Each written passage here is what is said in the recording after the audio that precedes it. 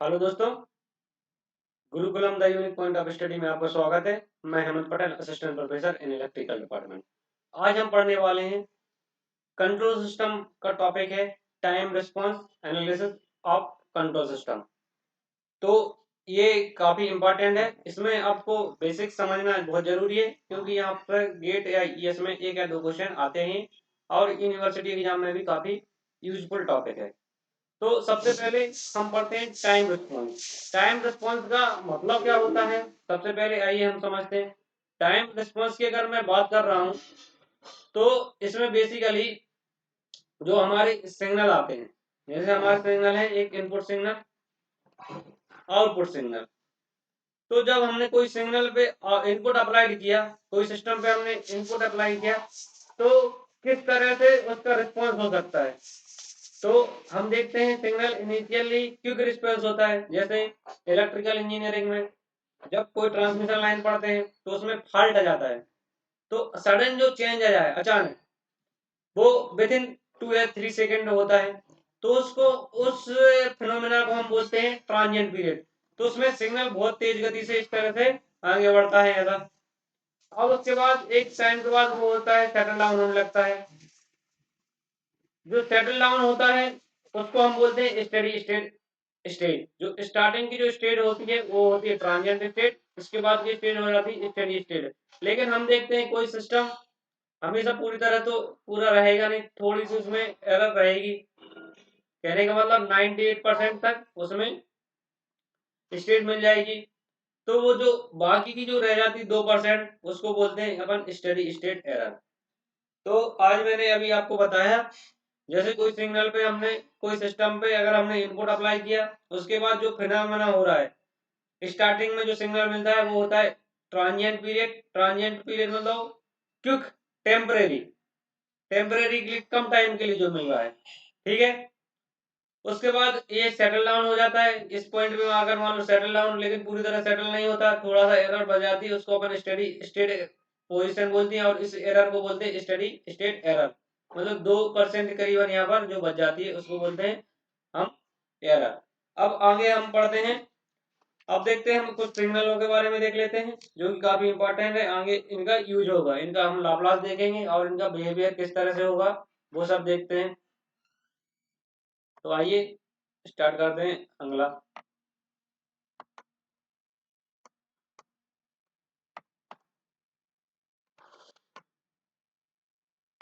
तो सबसे पहले जो सिग्नल आता है, हेडिंग रहेगी आपकी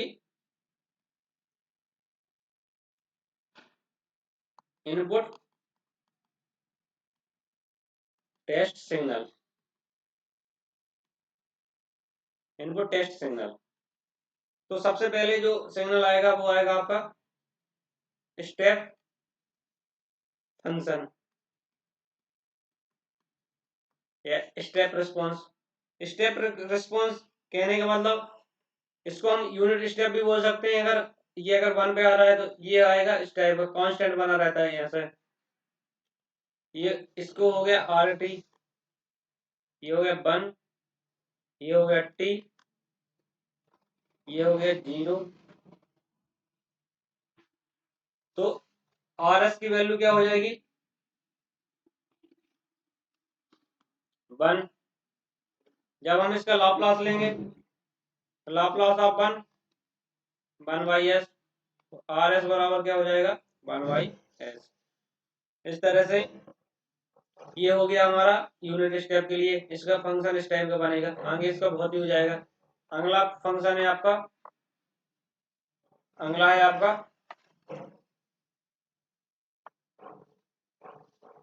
नंबर 2। नंबर 2 आपका आता है रैंप फंक्शन।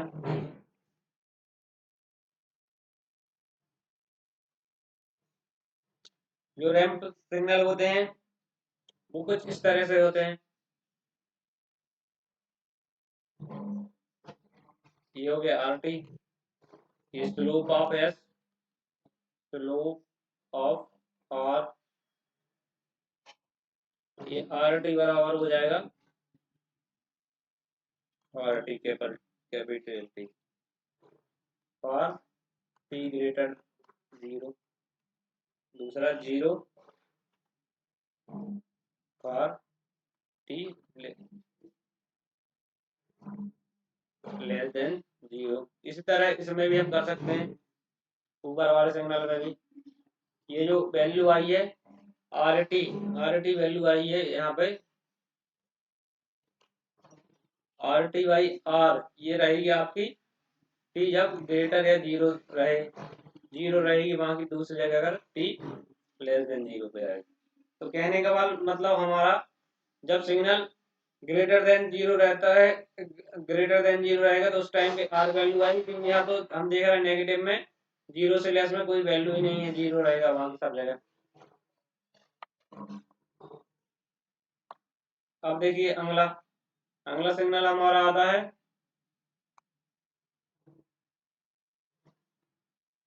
पैराबोलिक। इसको हम वेलोसिटी फंक्शन भी कहते हैं, वेलोसिटी फंक्शन। अगला आएगा आपका पैराबोलिक फंक्शन। पैराबोलिक फंक्शन क्या होते हैं? इस तरह से पैराबोलिक बढ़ता है, ये हो गया आपका आर टी, ये हो गया टी, ये slope of R T, slope of R T. अब देखिए ये कैसा रहेगा, आर टी की वैल्यू, आर टी की वैल्यू रहेगी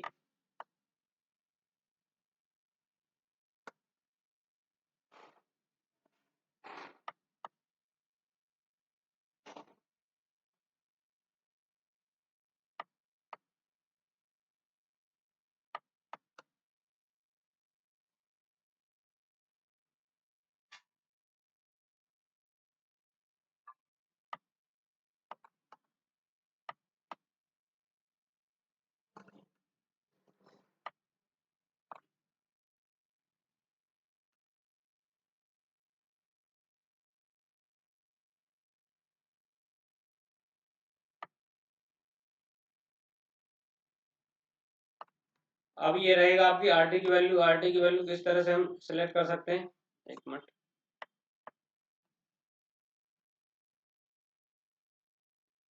आर टी बराबर हो जाएगा यहाँ पे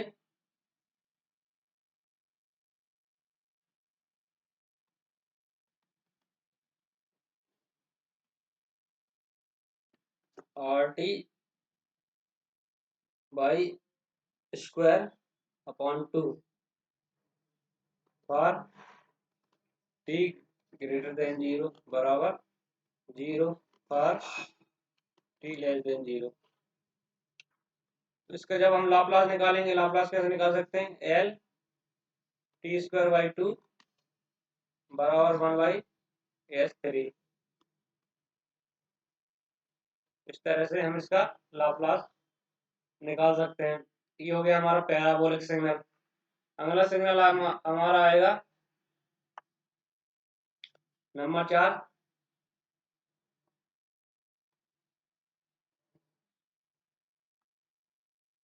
नंबर 4 पे आएगा हमारा इम्पल्स फंक्शन। इस वाले को, रैंप वाले को हम एक्सेलरेशन फंक्शन भी बोलते हैं, हम काम पड़ेगा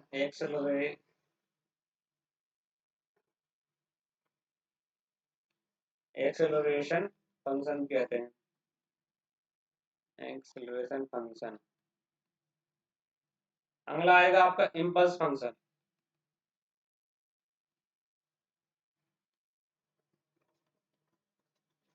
अगला आपका इम्पल्स फंक्शन। इम्पल्स फंक्शन मतलब क्या होगा, ये सिर्फ सीधा इस टाइप का पड़ेगा एक एक पॉइंट पे, वैसे ये एक ही लाइन में रहता है, इसका एरिया 1 होता है आर टी। ये आपका हो गया आर, ये हो गया टी, इसको हम बोल सकते हैं डेल्टा टी। तो जब हम इसका इम्पल्स निकालेंगे तो इसका जो लाप्लास ऑफ डेल्टा टी का होगा 1। इस तरह से हम डिफाइन कर सकते हैं। तो आज हमने सब सिग्नल पढ़े। सबसे पहले हमने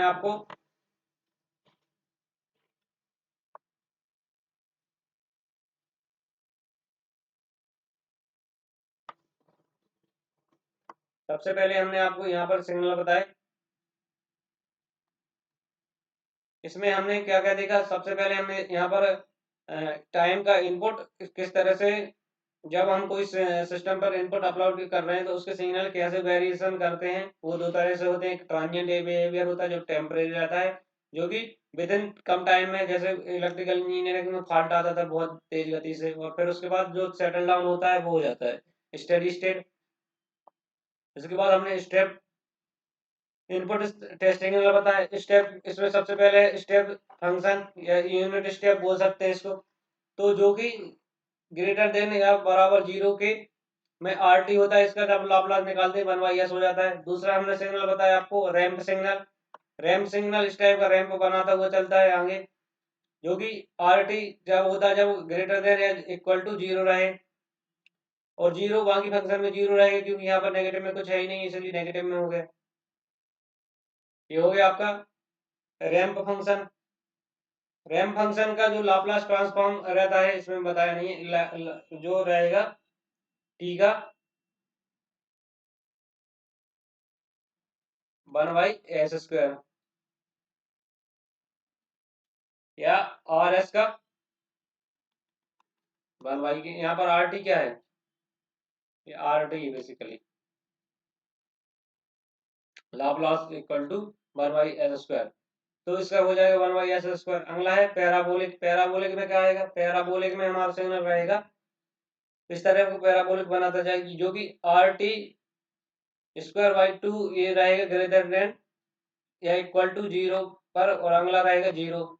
इसको हम एक्सेलरेशन फंक्शन भी बोलते हैं। इसको रैंप वाले को वेलोसिटी फंक्शन बोलते हैं। ये है फिर इम्पल्स। इम्पल्स का जो जो लाप्लास निकालते हैं उसका इम्पल्स में बनाता है, ये सीधी लाइन की तरह बनता है। तो थैंक यू। अगले लेक्चर में हम आपको एरर कांस्टेंट के बारे में बताएंगे, जो कि इसमें काम पड़ेगा।